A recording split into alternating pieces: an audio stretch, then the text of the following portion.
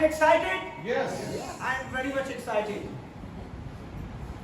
Jesus finished the story. Yes. यीशु ने सारी story जो थी हमारे गुनाहों की, हमारी हर निजात की, हर एक चीज को उसने खत्म कर दिया। शैतान की वो सारी स्टोरी खुदावन ने खत्म कर दी। Amen. I thank God for everyone who came on time. I appreciate your loving time. And today we will see the greatest revelation. छोटा सा सवाल हमेशा मेरी जिंदगी में आता रहता है। मैं हमेशा अपने आप से सवाल करता हूँ, and then I will be prepared the message.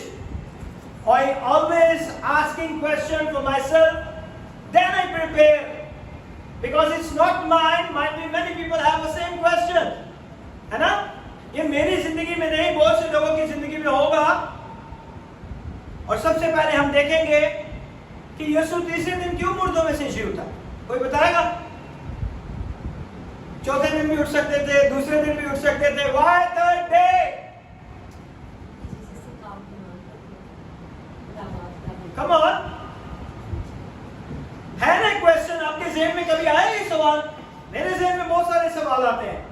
खुदावन यीशु तो खुद ही उन्होंने जी उठा था, तो पहले दिन भी उठ सकते थे, दूसरे दिन भी। Why on third day? Come on.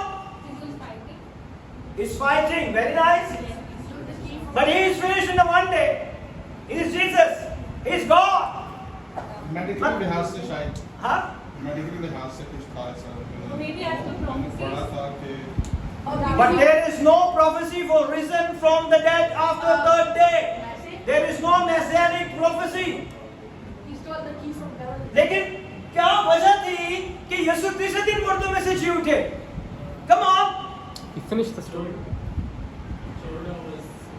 Yes. That is the sign that Jesus said that Jonah is in the fish belly, and that's why he is also risen from the third day. But why third day? It could be the fourth day also. It could be the second day also. It could be the first day also. Because that's what he said about himself. That he is going to, like Jonah was in the belly for 3 days, so will the Son of Man will also be in the rest. Amen. खुदा ने जब जमीन बनाई थी तो पहले दिन बोला था कि पानी और Okay. हो जाए ना हो जाए, वो 3 दिन में सब हुआ। You are very close. the third day isn't that day, right? Third day के ऊपर जो था ना, खुदा ने जमीन और उसकी सारी जड़ी बूटियां, सब्जियां और हर एक चीज में अपना दम फूका। Amen. Now we see how the great Holy Spirit teaches. Jesus risen on the third day. Paul preached in the 1 Corinthians chapter number 15 verse number 4. कोई भी यहाँ से पढ़ सकता है जल्दी से। Come on. That he was buried and that he rose again the third day according to the Do it. scriptures. Okay, ऊपर करो। उर्दू में पढ़े, जल्दी पढ़ो। और दफन हुआ और तीसरे दिन किताब मुकद्दस के मुताबिक जी उठा। दफन हुआ और तीसरे दिन किताब मुकद्दस के मुताबिक जी उठा। ये पौल है जो कि कुरिन्थस की कलीसिया को कह रहा है कि हमारा ईमान जिस यीशु पर है वो किताब मुकद्दस के मुताबिक मुर्दों में से जी उठा है। And that he was buried and that he rose again the third day according to the scripture. That is perplexing to many people. आज बहुत से लोग इस बात से परेशान हैं और हैरानकुन हैं। Jesus risen on the dead on third day. Jesus risen from the dead on third day. Amen. और ये किताबी मुकद्दस के हिसाब से है। पौलुस खुदा का बंदा कह रहा है, It's all you found in Old Testament. और इसने ये कहां से लिया है? पुराने अहदनामे से। Amen. And we will see what happened. Go to the book of Genesis chapter number 22 and verse number 4. पढ़े। तीसरे दिन की अहमियत को जानना आज बहुत जरूरी है। Then on the third day Abraham lifted up his eyes and saw the place afar off. Urdu में पढ़े। तीसरे दिन इब्राहिम ने निगाह की और उस जगह को दूर से देखा। थर्ड डे, तीसरे दिन की बात कर रहा हूं मैं। why Jesus risen from the third day. तीसरे दिन की हम बात कर रहे हैं. Go back to the book of Genesis. See that this story is Abraham and Isaac. ये इब्राहिम और इसहाक की कहानी है. And what happened? That on the third day, when Isaac is spared, तीसरे दिन वो बचाया गया था. आइजैक जो था, इसहाक जो था, वो कौन से दिन बचाया गया? तीसरे दिन. That on the third day, when Isaac is spared, Hebrew tells us the topological speaking about Abraham. और इब्रानियों की किताब में वो सारी इब्राहिम की बातों को बताता है कि इब्राहिम ने ही received Isaac back from the third day. उसने इसहाक को तीसरे दिन वापस लिया. तीसरा दिन था जब वो उसे कुर्बान करने के लिए लेके गया और वहां खुदावंद ने उसे बख्श दिया. Amen. Third day. Exodus 19:16. Come on, read. And it came to the pass on the third day in the morning that there were thunders and lightnings, and a thick cloud upon the mount, and the voice of the trumpet exceeding loud, so that all the people that was in the camp trembled. Urdu में पढ़े. Come on, read. आप ही पढ़ दो. जब तीसरे दिन आए तो सुबह होते ही बादल Actually, we're talking about the third day. जब तीसरा दिन आया, third day. होते ही बादल गरजे और बिजली चमकने लगी और पहाड़ पर काली घटात छा गई और करने की आवाज बहुत बुलंद हुई और सब लोग डेरों में कांप गए. That the third day the God appeared, he descended on the Mount Sinai. खुदावन ने तीसरे दिन उससे कहा कि तू लोगों को पाक और साफ करना क्योंकि मैं इस पहाड़ पर आऊंगा. Amen. Amen. On third day, the Lord descended on Sinai, Mount Sinai, and Jonah is in the valley, fish valley, in 3 days and 3 nights. It's very important. Hosea tells the God restore his people on third day.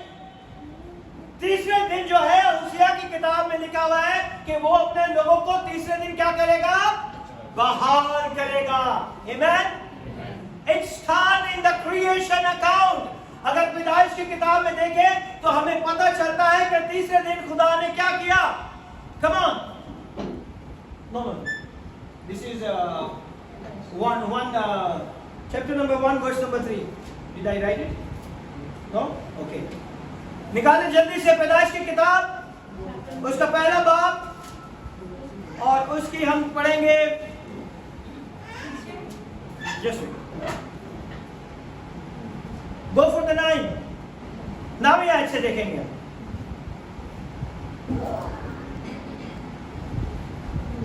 पैदाइश पहला बाब, Genesis chapter number 1 verse number 9. And God said, let the waters under the heaven be gathered together unto one place, and let the dry land appear, and so it was so. Yeah, read.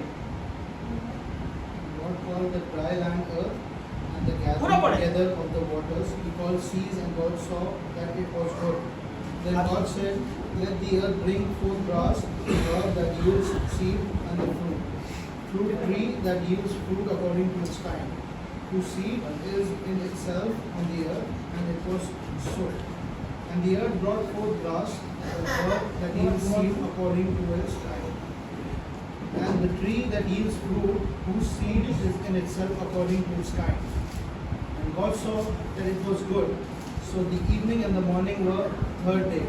तीसरे दिन ये सारी चीजें बनी. क्या क्या बनी है? क्या क्या बने तीसरे दिन?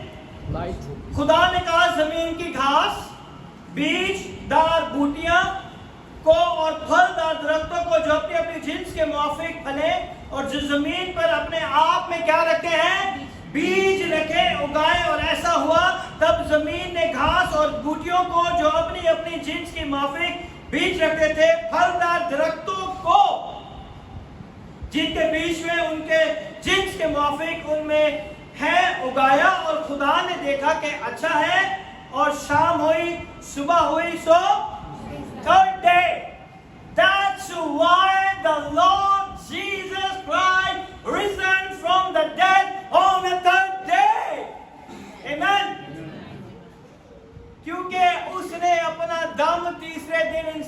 चीजों के ऊपर फूंका था। Hallelujah. Are you excited? Amen. Because the third day the life springs forth from the earth in the form of the plants and the vegetation and tree. All these stories of God's doing something on the third day. ये सारा कुछ खुदा ने कब किया? तीसरे दिन. This is the scripture pattern, and that's why Jesus raised from the dead on third day to restore everything. इसीलिए यीशु मसीह मुर्दों में से तीसरे दिन जी उठा ताकि सारी चीजों को बहाल कर दे। Amen? आपको पता है जब खुदा ने पनिशमेंट की थी तो इन चीजों को भी पनिशमेंट होगी थी। Amen? आपको पता है या नहीं? दरख्तों को भी पनिशमेंट थी। That's why Jesus coming to finish the story and restore your relationship with the Father. Amen. इसीलिए वो आया है ताकि आपका मिलाप बाप से दोबारा करा दे. The reason why Jesus dies on the cross a tree, because in the very beginning man stole from the tree. यीशु को इसलिए सूली पे लटकाया गया ना, लकड़ी पे लटकाया गया क्योंकि इंसान ने उस दरख्त का फल लिया था। लिया था कि नहीं? कहां से लिया था? दरख्त में से लिया था, लकड़ी में। इसीलिए यीशु को लकड़ी पे लटकाया गया। God puts back his son Jesus Christ on the tree. उस सारी चीजों को बहाल करने के लिए आया था। सबसे पहले उसने अपने बेटे को, बाप ने अपने बेटे को लकड़ी पे लटका दिया। क्यों? क्योंकि वो दरख्त में जिससे फल लिया वो दरख्त आज के बाद कभी लानती ना रहे, वो लकड़ियां कभी लानती ना रहे। खुदावंद उसे बहाल करने के लिए अपने बेटे को भेजा कि इस लकड़ी पे लटक जा और इन सारी चीजों को बहाल कर दे। Amen? What a great God! Hallelujah. For you and me to undo everything that was done in the beginning. Hallelujah!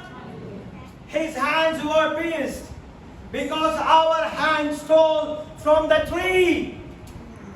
उसके हाथों में कील क्यों ठोके गए? क्योंकि हमारे हाथों से आदम ने अपने हाथों से क्या खाया? फल खाया। इसलिए उसके हाथों में कीलों को ठोका गया ताकि हमारे हाथों में बरकत आ जाए, हम उस लानत से आजाद हो जाएं। Amen? What a great God! एक एक चीज उसकी हमारे लिए कर दी। And today we don't have a time to come church. Amen? His feet were pierced because first messianic prophecy, Genesis 3:15, उसके पैरों में क्या लगाया ये? कील ठोकेंगे ताकि वो लिखा हुआ है। Come on, पढ़े। And I will put enemy between thy and the woman, and between thy seed and her seed. It shall burst thy head, and thou shalt burst his heel. Amen. Urdu में पढ़े। और मैं तेरे और औरत के दरमियान और तेरी नस्ल और औरत की नस्ल के दरमियान अदावत डालूंगा, वो तेरे सर को कुचलेगा और तू उसके एड़ी पर काटेगा। इसीलिए उसके पैरों में कीलों को ठोका गया। Amen? ताकि शैतान की हर कुव्वत पे आप गालिब आ सकें। Hallelujah! He's a great God. Involved of faith. His side is pierced. उसकी पसली में नेज़ा ठोका गया। कितने लोगों को पता है कि यीशु की पसली पे नेज़ा ठोका गया? क्यों मारा उन्होंने उसकी पसली पे? Come on. Check his blood or not. Okay, good, very good, very nice. और क्योंकि पसली से कौन पैदा हुई थी? औरत पैदा हुई थी। Amen? इसलिए उन्होंने उसकी पसली पर क्या मारा? नेज़ा मारा, और औरत नहीं तो फल खिलाया था। He paid a price for Eve also. He paid a price for women also. Amen. उसने सिर्फ इंसान के लिए नहीं, औरतों के लिए भी अपने खून को बहा दिया। Hallelujah. He paid atonement for every one of us. उसने हम सबका कफारा दिया। Hallelujah. Because Eve came from the side, so he is making atonement for Eve. उसने औरत के लिए भी अपनी पसली पे नेज़ा खाया ताकि ये कोई ना कहे कि आदम के लिए कफारा दिया है औरत के लिए नहीं। औरत को कहां से निकाला था? पसली में से निकाला था, इसलिए उसने औरत के लिए भी अपने पवित्र खून को बहा दिया। The one who led into temptation, a crown of thorn on his head. Why? Because of the curse of creation. उसके सर पे कांटों का ताज क्यों पहनाया गया? Come on. दुनिया के जहां के गुनाह Yes, yes, tell me. Because he is the only one that can handle this much pain. Yes, very good. Come on. Which verse is this? Jeremiah. Come on. It's in the first chapter when God cursed Eve and said that when you're childbearing you shall feel pain and the ground shall produce thorns and thistles. I think it's in the 3rd chapter. Amen. और खुदावन ने क्या कहा 15वीं आयत के अंदर, तीसरे बाब की 15वीं आयत के बाद अगर हम देखें तो फिर उसने औरत से कहा कि मैं तेरे दर्द हमल को बहुत बढ़ाऊंगा, तू दर्द के साथ बचा चलेगी और तेरी रगबत अपने शोर की तरफ होगी और तुझको वो तुझ पर हुकूमत करेगा। और आदम से उसने कहा चूंकि तूने अपनी बीवी की बात मानी और उस दरख्त का फल खाया जिसकी बाबत मैंने तुझे हुक्म दिया था उसे ना खाना, इसलिए जमीन तेरे सबब से लानती हुई। तो जमीन किसके सबब से लानती हुई थी? गुनाह की सबब से, जो उन्होंने फल खाया। और वह तेरे लिए क्या उगाएगी? Come on, read in English. Verse number 18, 3:18.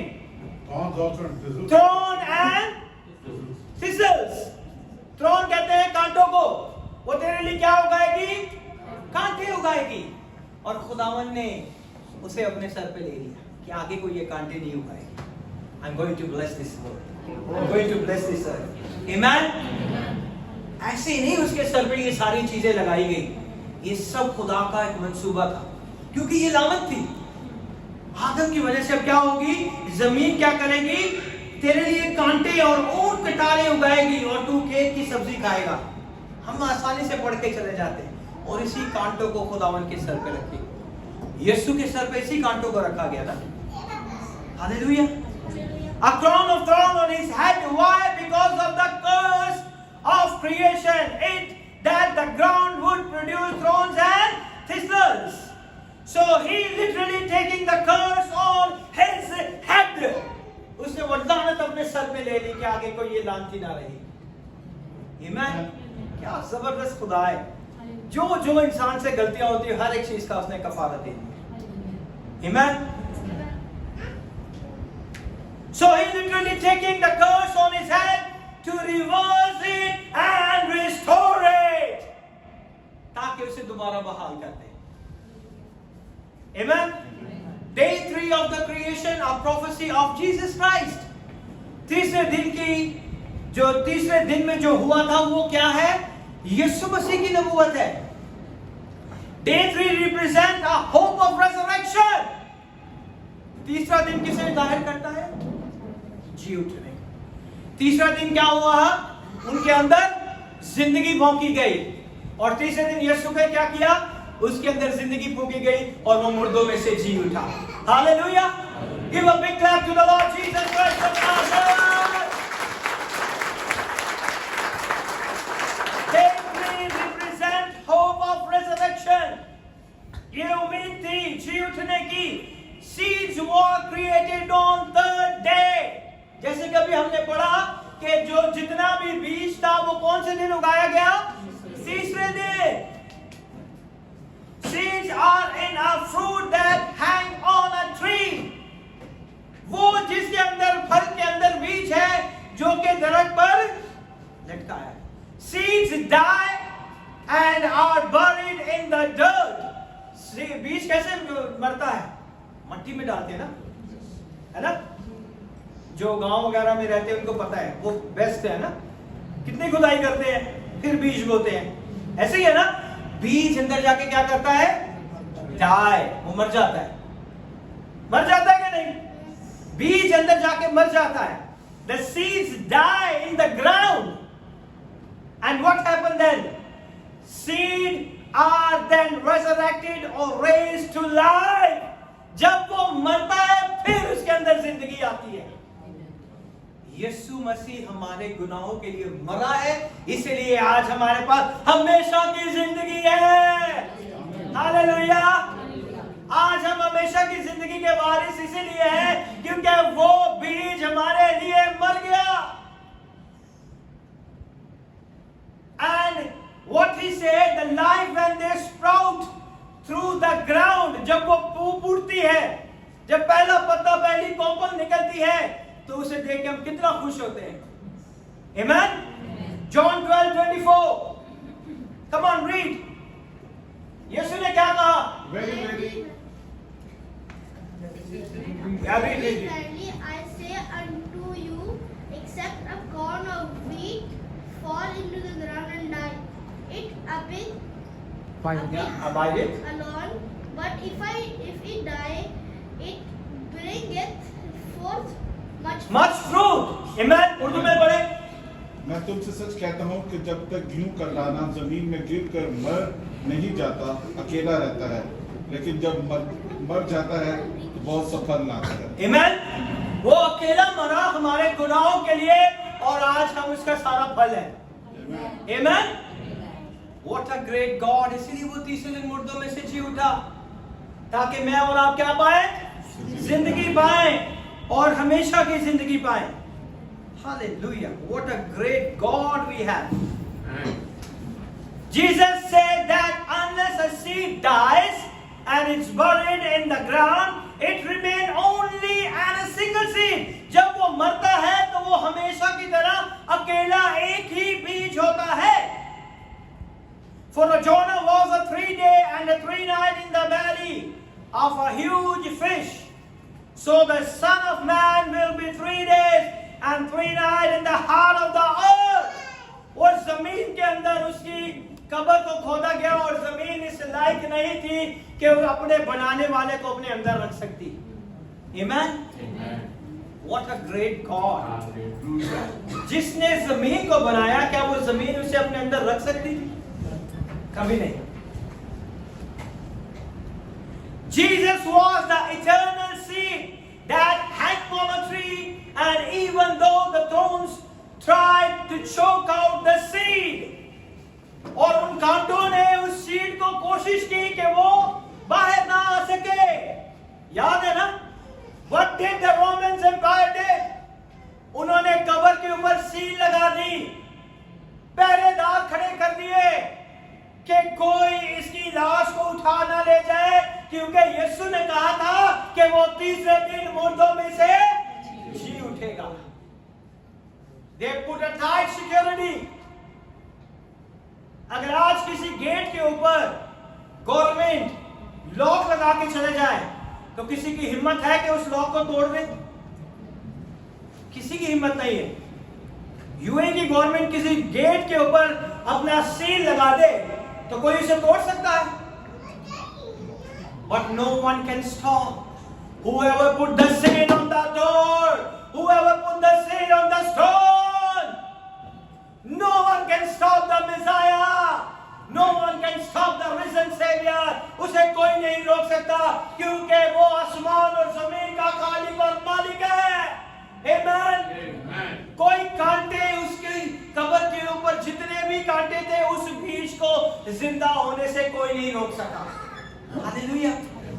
What a great God we have. The seed was then buried in the ground and then raised to life on third day. और तीसरे दिन वो बीज लगा जी उठा। And now that the seed is reproducing itself, अब वो बीज जो है वो क्या कर रहा है? पैदावार दे रहा है। Today whatever you ask in the name of Jesus, it shall be done unto you. आज जो कुछ तुम यीशु नाम से मांगोगे वो तुम्हारे लिए हो जाएगा। Amen. What a great God. Hallelujah. Because he is the seed of salvation. वो कौन सा सीड है? निजात का। I already preached, you never get the salvation. There is only one way, through Jesus you get the salvation. Amen.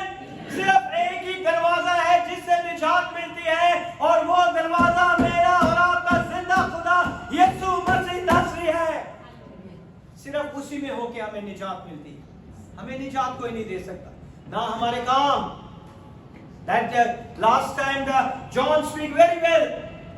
If you are a righteous person and you committed a sin and you say I'm righteous, I not get the punishment because I'm righteous, but you have to pay the price of the sin. Amen.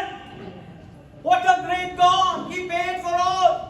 उसने हमारे सब के लिए अपने पाक पवित्र लहू को बहा दिया ताकि हम जिंदगी पाए और हमेशा की जिंदगी पाए। Now you know why Judas betrayed Jesus.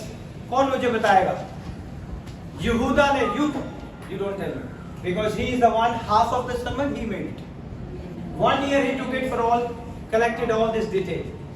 This Jeremiah made it. I will just put it only one page, the first page. That's why I'm asking you don't tell me. That's why I tell when your children is watching YouTube or Instagram, go for the biblical things. Then you will be getting more knowledge. Amen? Go for the songs. Go for the good things. Not games. Amen? So why Judas sold Jesus? Come on. Because he was greedy. He's greedy. Very nice. He's greedy. Money. Falus, huh? हाँ answer अच्छा Arabic बोल रहे मेरा भाई किधर है? Okay come on tell me क्यों यहूदा ने पकड़वाया यीशु को? It's a great mystery. बहुत बड़ा भेद है। आज हम उसे सीखेंगे। शैतान तो उसमें समा गया था। शैतान एक और में भी समा गया था। मगर उसने पकड़वाया क्यों? क्यों बेच दिया यीशु को? उसे लस्ट थी इस तरह के काम करने की। Come on, इतना जोर लगा है, इतने सालों से हम हैप्पी ईस्टर मना रहे हैं। It's already a prophecy. ये प्रोफेसी थी, okay? He wanted money because he's broke. Okay? He's not broke. He have too much money. Okay? और बताएं क्यों उसने यीशु को पकड़वा दिया? You already have it. Don't read it. Maybe you're jealous. हाँ, नविश्ता पूरा हुआ। मगर पकड़वाने का कोई तो रीजन होगा ना? Because he was to be God. He claimed to be God. No. You want to be like him?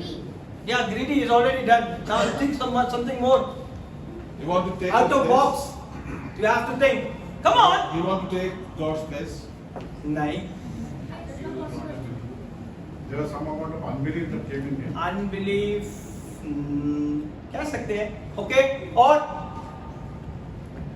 Come on, Suleman. किधर है तू? ये बच्चों से खेलता ही रहता है बस. इधर भी देख मुझे भी देख. हाँ? Come on. So finish the story. चलो हम लोग सीखते हैं आज क्योंकि यहूदा ने यीशु को इसीलिए पकड़वाया why he sold Jesus the price of the man। हम इसे गौर से सुने, अगर आप गौर से सुनेंगे तो आपको समझ आएगी। The Jews Judas sold Jesus out for the price of a woman। जब उसने यीशु को बेचा तो उसने जो कीमत ली थी ना वो औरत की कीमत थी। कितनी कीमत दी थी उसकी? 30 शेकल्स वो औरत के लिए दी थी। We see, women at the age of 33 were worth of 30 pieces of silver। जो औरत की कीमत ठहराई जाती थी वो कितनी थी? 30 मिस्काल। And worth of man is, आदमी की कितनी कीमत थी? हाँ? Come on, idea। 15 उसने कम कर दी। 10 उसने और कम कर दी। 30, 40। It's not like this. It's already written in the Bible. Come on, open the Leviticus, chapter number 27, verse number 3 and 4. एबाल की किताब उसके तीसरा और चौथा आए। Come on, read. And thy estimation shall be of the male of 20 years old, even unto 60 years old, even the estimation shall be 50 shekels of silver, and after the shekel of the sanctuary, and if it be a female, then thy estimation thy be 30 shekels. Amen? Amen. यीशु तो mail था ना, उसको तो कितनी कीमत देनी चाहिए? 50. But why he paid 30? सोच रहे हो मेरी बात को, समझ रहे हैं कि हर एक चीज के पीछे भेद है. It's a deepest revelation. No, it's not for 3 days. It's something else. Okay? अगर आदमी की एज जो है 20 साल से लेकर कितने साल तक हो? 60 साल तक हो, तो उसकी कीमत कितनी थी? 50. और यीशु की एज कितनी थी? 33 and half. It should be sold at 50 shekels. But he sold him at 30. It's not tricky.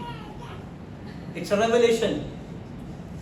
He paid a price for the bride. He paid a price for the bride. उसने आपकी कीमत चुकाई थी, कलीसिया की कीमत चुकाई थी, अपनी दुल्हन की कीमत चुकाई थी. उसने अपने आप को नहीं बेचा, उसने अपनी दुल्हन के लिए ये कीमत चुकाई थी. What a great God! He knows what is going to be happen next. Hallelujah! Thank you, Jeremiah. He found the deepest revelation. I love everybody send me notes. Pastor, I found it this. You can add it in your sermon. I found it this. You add it in your sermon. I will love to add it. Amen. उसने 30 जो कीमत 30 मिस्काल दिए थे, उसकी कीमत नहीं थी, उसकी दुल्हन की कीमत थी. It's a female. हम ब्राइड है. We are कलीसिया कौन है? दुल्हन है. और यीशु किसको लेने आ रहा है? दुल्हन को. उसने पहले ही दुल्हन की कीमत चुका दी. Amen? और जब दुल्हन की कीमत चुका दी, तो फिर उसने हमारे लिए सब कुछ तैयार कर दिया. What a great God. Female set her value at 30 shekels. Matthew 26:14 and 16 says, then one of the 12, the one called Judas Iscariot, went to the chief priest and asked, what you willing to give me if I deliver him over to you? और यहूदा इस्करियोती ने सरदार कायफा से जाके कहा कि तुम मुझे क्या दोगे अगर मैं इस शख्स को पकड़वा दूं? तो उन्होंने क्या कहा? So they counted out for him 30 pieces of silver. 30 मिस्काल. वो उन्हें नहीं पता था कि इसके पीछे भेद क्या है. ये खुदा को पता था. Everything is happening in Jesus' life. It's a great revelation. Hallelujah. जो कुछ यीशु की जिंदगी में होता रहा, वो सब एक बहुत बड़ा भेद है. He was being paid for the bride. यीशु की दुल्हन के लिए वो कीमत चुकाई गई थी. वो अपनी दुल्हन के लिए बेचा गया था. उसे पकड़वाया गया इसलिए नहीं कि वो यीशु से नफरत करते थे. उसे पकड़वाया गया इसलिए कि वो अपनी दुल्हन से बहुत प्यार करता था. Amen. What a great God we have. Jesus come to save, not for Jesus. Jesus come for save, not for condemn. वो आपको बचाने के लिए आया, वो आपको मलामत करने के लिए नहीं आया. उसने आपके एक एक गुनाह की कीमत चुका दी. Hallelujah. Jesus took on the sin of his bride. उसने अपनी दुल्हन की पहले ही कीमत दे दी है. आज दुल्हन को कुछ नहीं करना. क्या करना है हमें? Come on. आज हमें क्या करना है? Come on. खुशी करनी है. खुशी करनी है. पैसे पे हो गए. हाँ? और क्या करना है? We need to preach the gospel. आज हमें इंजील की बनाती करनी है कि यीशु मेरे और आपके गुनाहों के लिए मर गया, सूली पे चढ़ा, मर गया, बरज़ख में उतरा, तीसरे दिन मुर्दों में से जी उठा और बाप के दाहिने हाथ बैठा है. वो मेरे और आपके लिए शिफायत कर. He's a great God. Jesus needed Judas to betray him for his purpose to take place. यीशु ने कहा ना कि अगर ये ना ही पैदा होता तो अच्छा था, ऐसे ही है ना, मगर जो लिखा है वो तो होने दिया ना। He knows the plan of the Father, कि वो किसकी कीमत चुका रहा है। He paid the price for the bride. That's why we celebrate His resurrection. आज हम इसीलिए उसका मुर्दों में से जी उठने का दिन मनाते हैं। Hallelujah. What a great God. Amen. He had to be turned in for prophecy to keep moving forward. इसीलिए उसने कहा कि अब जो होता है उसे हो जाने दो। There's a people you love in life that will betray you. आज बहुत से लोग जो हमें मोहब्बत करते हैं वही हमें पकड़वा देते हैं। जो लोग मोहब्बत करते हैं वही हमारे खिलाफ हो जाते हैं। जो लोग हमसे मोहब्बत करते हैं वही हमारे पीछे टक बातें करते हैं। Why? There's a people who will turn you over to the enemy. Let them. क्योंकि उसके पीछे खुदा का कोई पर्पस। आप नहीं जानते, मैं नहीं जानता, but there is a purpose behind of that. उसके पीछे जरूर खुदा का कोई पर्पस होगा। हालेलुया। और खुदा अपने पर्पस को पूरा करने की कुदरत रखता है। आमीन। Hallelujah. God will use that betrayal for your purpose to come into the fruition. वो उस लोगों को अपने मंसूबा पर को पूरा करने के लिए आपकी जिंदगियों में लेके आता है, ताकि खुदा का अलाही मंसूबा आपकी जिंदगियों में पूरा होता जाए। Amen. What a great God. Hallelujah. आए हम अपने कदमों पे खड़े हो और एक दूसरे को उसके जी उठने की मुबारकबाद दें, एक दूसरे से मिले और कहें कि खुदावन तेरे जी उठने की कुदरत को आज हम अपनी जिंदगियों में महसूस करते हैं, ताकि खुदावन तेरा नाम इज्जत और जलाल पाए। आमीन। खुदा इस कलाम के वसीले से आप सबको बड़ी बरकत दे।